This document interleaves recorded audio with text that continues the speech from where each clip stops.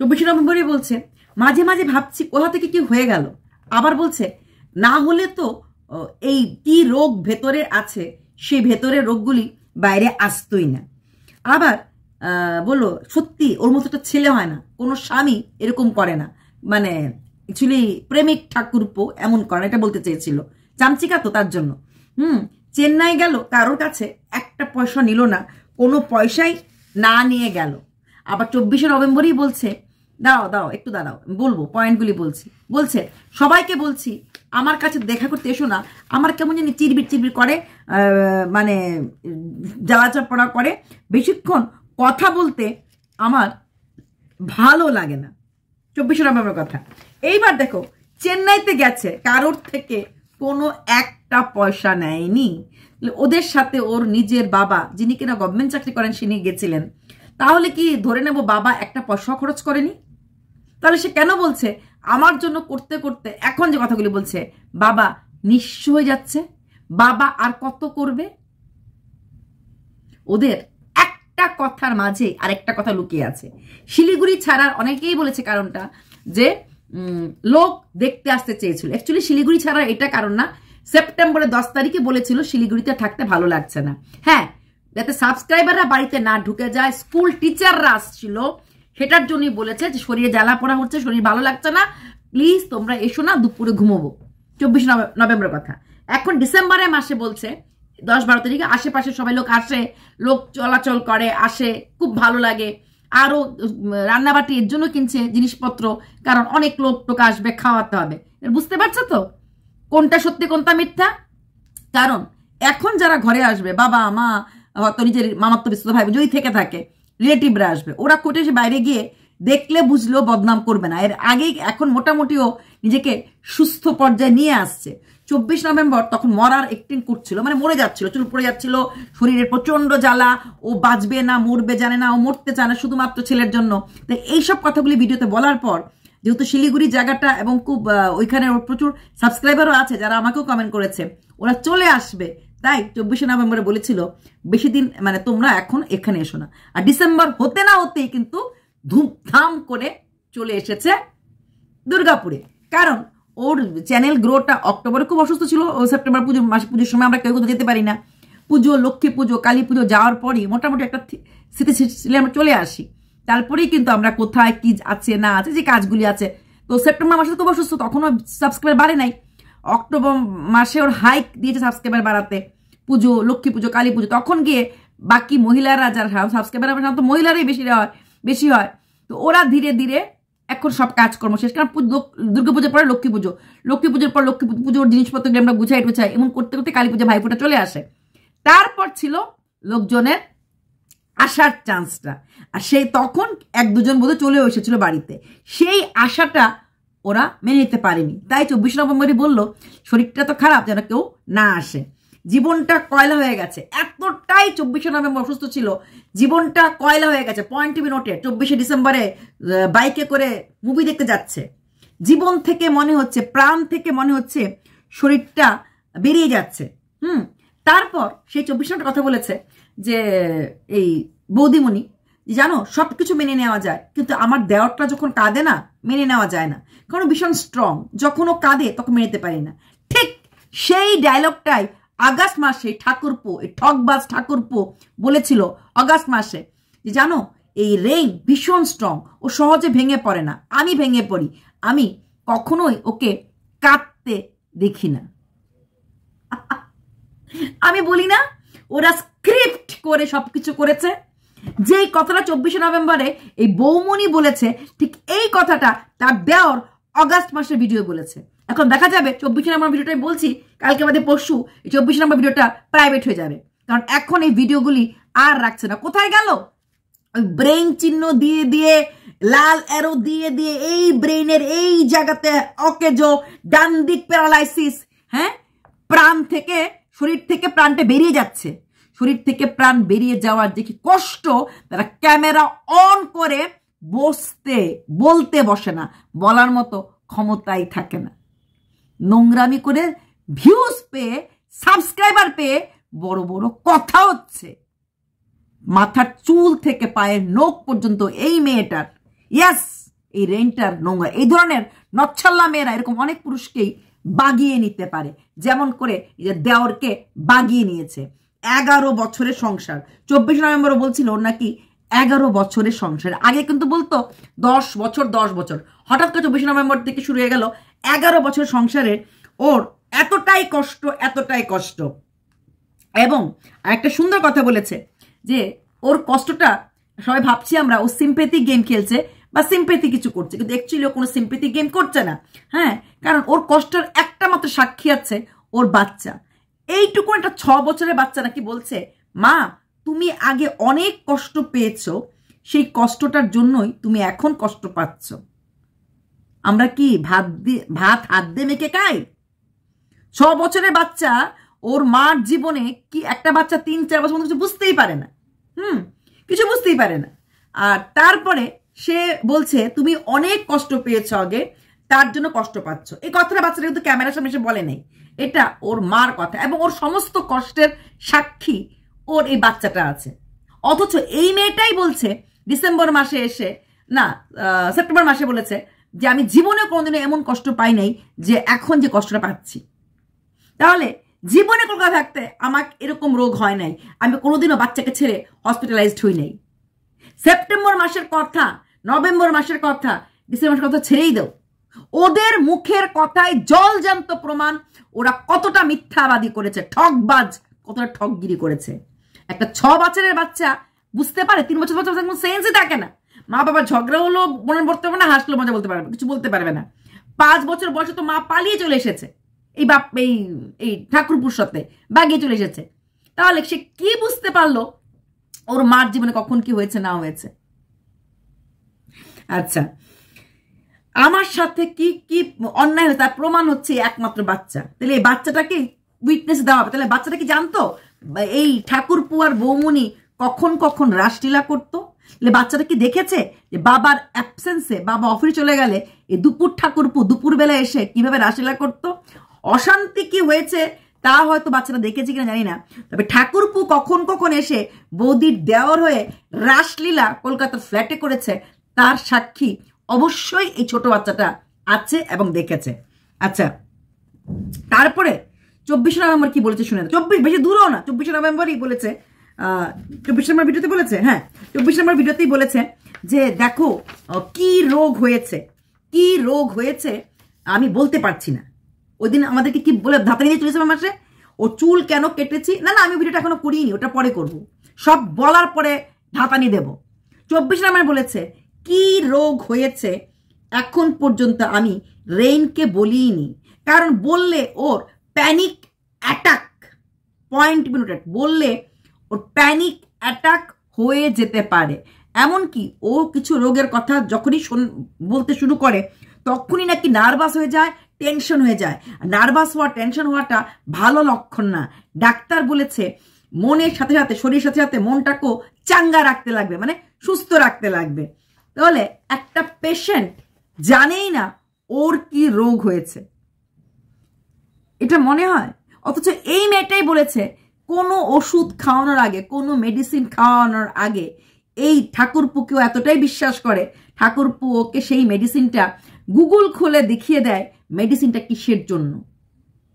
আজ পর্যন্ত কোনো ডাইরেক্ট কোনো মেডিসিন ওর দেওয়ার হাত থেকে ডাইরেক্ট খায় নাই যতক্ষণ পর্যন্ত না গুগল খুলে ওই বলেছে। দিদি কবে বলেছে? এপ্রিল মাসে, মে মাসে বলেছে, এমনকি অগাস্ট মাসেও বলেছে একবার, যখন ওর অসুস্থতা হয়েছিল, যে ওই ফর্টিসের ওই মার খাওয়ার পর যে ওষুধটা ট্রিটমেন্টটা করেছিল তখন ওষুধগুলি ভুল খাওয়ানো হয়েছিল।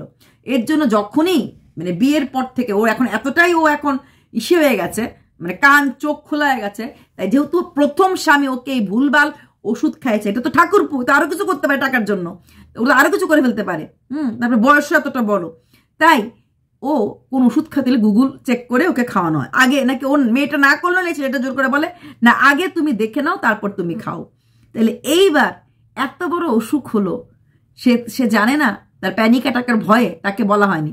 অথচ মেয়েটা সেদিন নিজে ভিডিওতে বলল যে কোন টেস্টগুলি প্যাকেজ টেস্ট ছিল, কোন ডাক্তার কি বলেছিল, কোন ডাক্তারকে কি বলে হাসা হলো। এই মেয়েটাকে ডাক্তার বা কেউ কি রোগ হয়েছে বলে না, কিন্তু বাচ্চাটাকে দূরে রেখো সেটা বলেছে, চুল পড়ে যাবে সেটা বলেছে, ডাক্তার ওকে টেনশন না করতে বলেছে, ডাক্তার ওকে পড়াতে না, ডাক্তার সব কিছু বলেছে, খালি বলেনি রোগটা কি হয়েছে। বিশ্বাস করেছ? আমিও করেছি। প্যানিক অ্যাটাক, কয়েকটা নাম মুখস্থ করে চোখ উল্টিয়ে এমন করে তাকিয়ে তাকিয়ে কথা বললি বোধহয় ভিউজটা বাড়ানো যায় বা ভিউজ নিয়ে খেলা যায়। 31 অক্টোবর ডাক্তার বলেছে বৃষ্টির রেইনের চোখটা নষ্ট হয়ে যাবে, ক্যাপশন ছিল।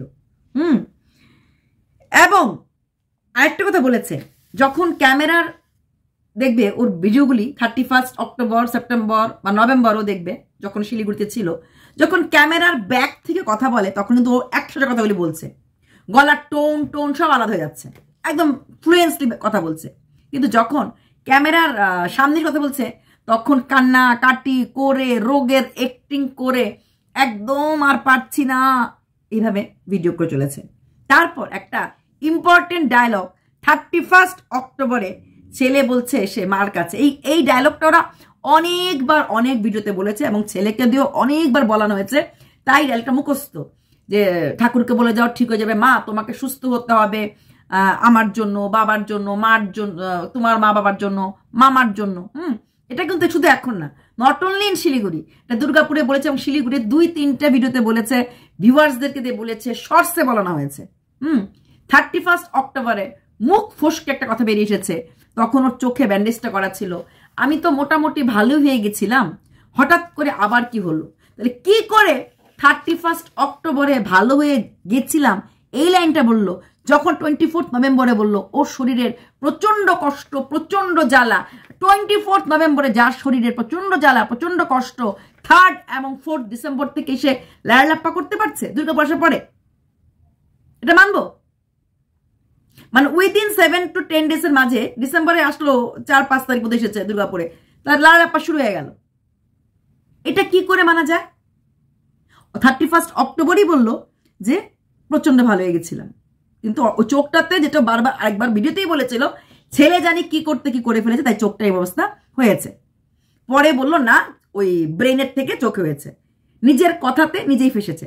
তারপরে সেই 31 অক্টোবরের ভিডিওতেই বললো যে আমাকে চাপ নিতে না করেছে, কারণ চাপ নিলে যে কোনো সময় আমার ব্রেন স্ট্রোক হয়ে যেতে পারে। আমি আবার রিপিট করছি, চাপ নিলে কোনো রকম, দুর্গা পুজোতে যখন বেরিয়েছিল, দুর্গা পুজো বেরিয়ে যাওয়ার পর অনেকটা সুস্থতা দেখানো শুরু করে দিয়েছিল, বাপ মা থাকাকালীন এনজয়মেন্ট দেখিয়েছে, এনজয় করেছে। তারপরে দেখলো এখন যদি আমি এনজয়মেন্টটা নিয়ে আসি, চ্যানেলটা যে গ্রো হচ্ছিল এটা থেমে যাবে। আমি বলছি পুরোটা, মানে শিলিগুড়িতে আসার পর বাবা মা আসলো, এখন পুজো চলে এসেছে, পুজোর সময় বাবা মাটা যেটুকু থাকার সময় এনজয়, জানে বাবা মা পুজোর সময় চলে যাবে, তো যেটুকুন এনজয় করার করে নিয়েছে। করার পর ভাবলো এখন যদি আমি এনজয়মেন্ট নিয়ে আসি বা বলি যে আমি ভালো হতে শুরু করেছি, তাহলে কি হবে? ভিউজ পড়ে যাবে। আর তখন 50K থেকে 70K 80K ধীরে ধীরে বাড়তে শুরু করে। এখন এক একটা ভিডিওতে ভিউজ 1.5 থেকে 2 লাখ 2.5 লাখও গেছে। তাই বাবা মা চলে গেছে, এখন আমরা 3 জন আছি, বাস 10,000 টাকা পায় হাজব্যান্ড চাকরি করে, মানে এই ঠাকুরপো চাকরি করে। এর থেকে চাইলে পার ডে আমি 15,000 ইনকাম করতে পারবো যদি আমি ঠিক মতো অ্যাক্টিংটা করতে পারি। তাই এই লাইনটা বললো 2 বার, চাপে পড়লে ব্রেন স্ট্রোক। ক্যাপশনে ছিল ডাক্তার বলেছে ওর চোখ নষ্ট হয়ে যাবে, আর ভিডিওটার এন্ডে ছিল 1 বার না 2 বার, চাপ নিলে ব্রেন স্ট্রোক হয়ে যাবে। আর 24 নম্বর স্টার্টিং এ ছিল যে তাকে আমি বলিনি তার কি রোগ হয়েছে, কারণ তার টেনশন হয়, সে নার্ভাস হয়ে যায় এবং এর থেকে প্যানিক অ্যাটাক হয়ে যেতে পারে, তাই কোনো রকমের টেনশন দেওয়া যায় না। তোমরা বলো যারা আমাদেরকে নেগেটিভ ভাবো, সত্যি কি কথাগুলি তোমরা মানতে পারছো? আমি তো একটা কথা বলছি না, শুনলাম, জানলাম, পাড়ার লোকে বললাম, তাতা মাথা কথা তো আমি বলছি না। আমি ওর ভিডিওর থেকে একই ভিডিওতে পরপর বিভিন্ন ভিডিওতে বিভিন্ন কথা তুলে ধরছি এবং তার জন্য 8টা-9টা ভিডিও অলরেডি প্রাইভেট হয়ে গেছে। আচ্ছা, 21 অক্টোবরে রেইনবো বলছে, আমি কি রেইনবো বলছে, রেইনবো নেই বাড়িতে, রেইন বলছে যে আমি খুব কথা খুলে বলতে পারছি না। কারণ কেন বলতে পারছি না? কারণ রেইনবোর সামনে থাকলে কোনো কথা আমি বলতে পারি না। রেইনবো আমাকে বলতে দেয় না, আমাকে কাঁদতেও দেয় না, ওর সামনে আমি কাঁদতেও পারি না। সেই 21 অক্টোবরের ভিডিওতেই যখন ও ভিডিওটা করছিল, কলিং বেলের আওয়াজ শোনা গেল এবং রেইনবো ঘরে ঢুকলো। ঢোকার পর ও বলল, আমি আর ভিডিওটা করতে পারছি না, রেইনবো চলে এসেছে, তো কি করব, থাক এখন করে দিচ্ছি বলে ভাবলো টাইমটা বেশ শর্ট হয়ে গেছে, আরেকটু কান্নার অ্যাক্টিং করতে হবে। 21 অক্টোবর, আমি ডেট দিয়ে বলছি। তারপর আরেকটু পার্ট অ্যাড করে দিল। এটাই বলে মূর্খ যখন চালাক হয় না, শিক্ষিতের সাথে পারে না। মূর্খ সবসময় মূর্খ থাকে। পেটের বিদ্যাটা পৃথিবীতে বাঁচতে গেলে খুব দরকার। কাট ভিডিওটা দেখালো, পরিষ্কার বোঝা গেছে এডিটিং এর সময় কাট যে হয়েছে। এসে বলছে যে ভিডিওটা তো ও এডিটিং করবে, তো আমার যে কি কষ্ট হচ্ছে, আবার কাঁদতে শুরু করে দিল। এবং আমার সারা শরীরে ফোসকা, আমার সারা শরীরে জ্বালা, আমার সারাটা শরীরে ফোসকা, আমি তোমাদেরকে বলতে পারছি না, দেখাতে পারছি না। ওর সারা শরীরে ফোসকা, টিকটক থেকে ওর এতখানি হাত দেখা যায়। গলাটা আমি দুটো পার্ট তুলে দেখিয়ে দেবো, পুরোটা গলা তখন দেখা যায়। এখন আমরা পায়ের হাঁটুর নিচ থেকে পর্যন্ত তেল মাখতে দেখেছি। কোথাও তোমরা সিগারেটের ছেকার দাগ দেখেছো? দেখোনি। এবং সিগারেটের ছেকার দাগ নিজেই বলেছে দুর্গাপুরে থাকতে ওর কোন দীঘা থাকতে, নিউ দীঘাতে থাকতে ওকে কোথায় ভূতে ধরেছিল, এবং ভূতে ধরার পর ঘুমিয়ে থাকতো, কিছু বলতে পারতো না, নিজের গলা নিজে টিপতো এবং ঘুমতে করে দেখতো সারা শরীরের মনে হতো সিগারেটের দাগ। এমনকি এগুলি তখন ওকে দুর্গাপুরে আনার পর ওকে অনেক ঝাড়ফুঁক করা হয়েছে।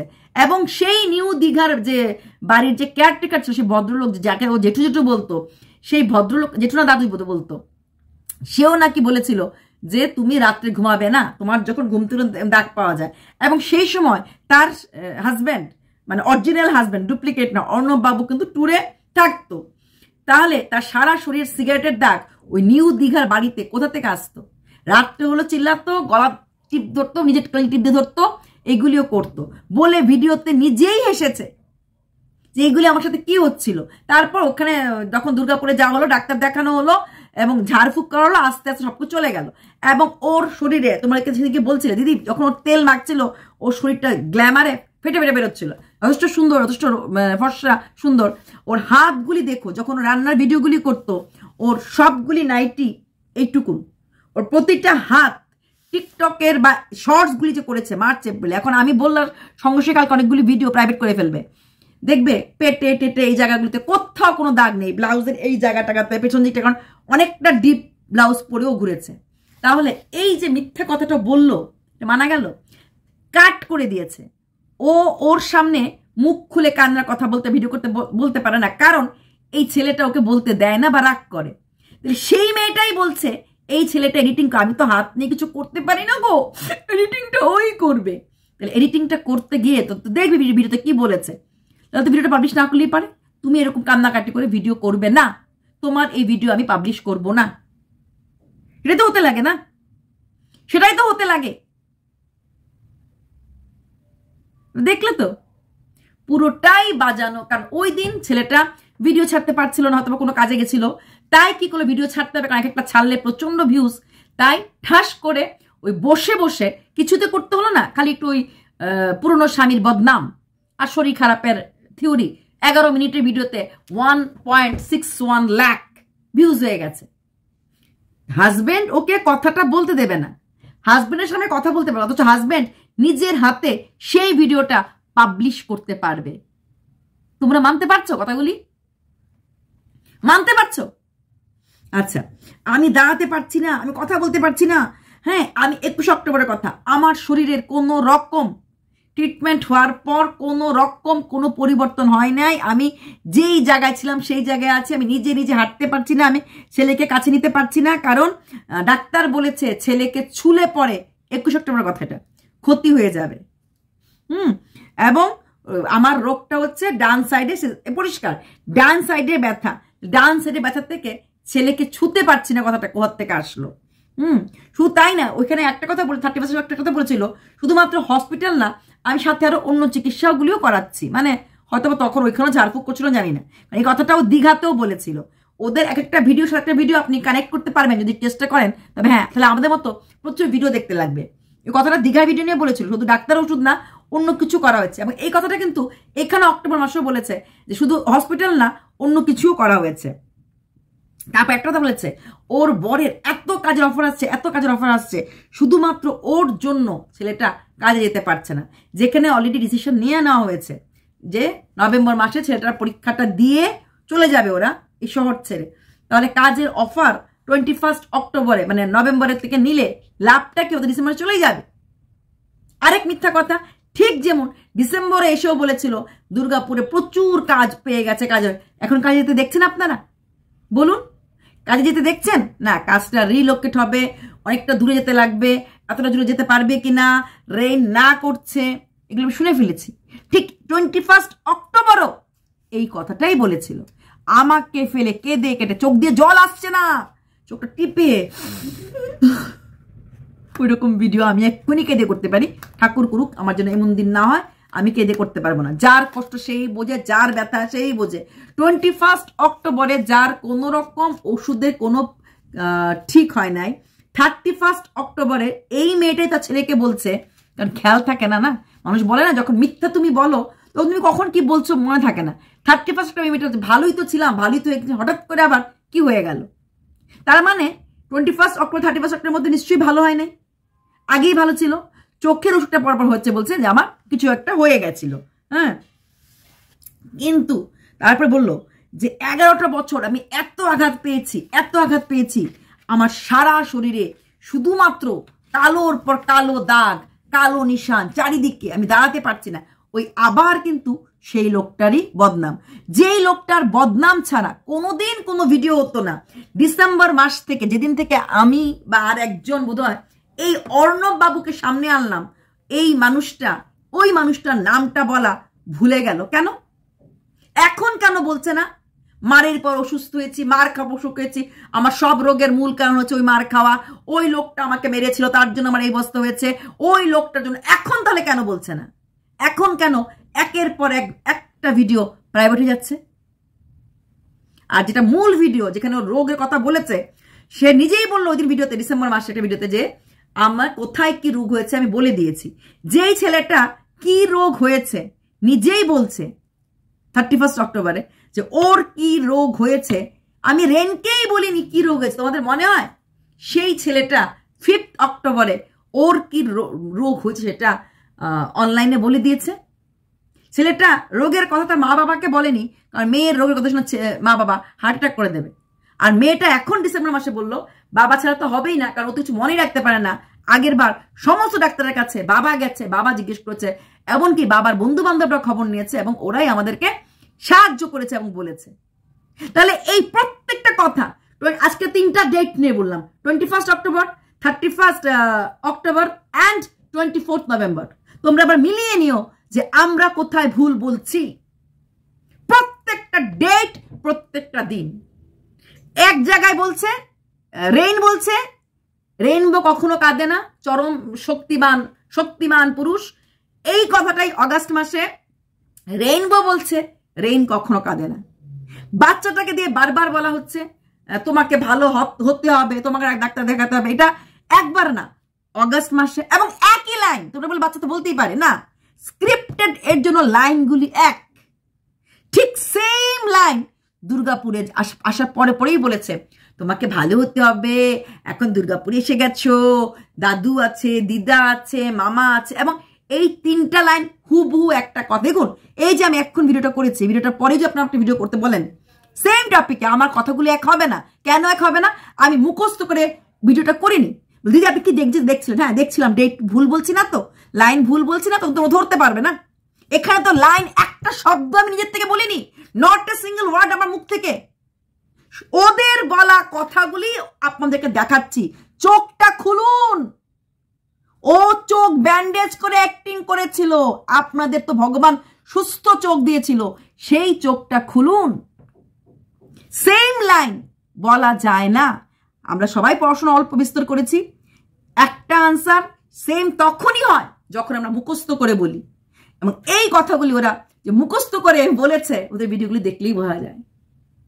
বললাম না, শুধুমাত্র ওর ভিডিওটাকে বোঝার জন্য আমাকে 2টো মুভি দেখতে হলো। আমি মিল পাচ্ছিলাম। এগুলো তো অনেক আগের দেখা বই, মান আর একেলে হাম একেলে তুম। হ্যাঁ গিয়ে দেখুন ঠিকই তো। এই যে ওরা বলে না আমরা খুব খেটেছি, হ্যাঁ খেটেছে। মেয়েটা বলছে ভিডিওটা করতে পারে না ছেলেটার সামনে আসলে, কারণ ছেলেটা তাহলে বকাঝকা করবে, ওকে ভিডিও করতে দেবে না, ও ইয়ে করবে।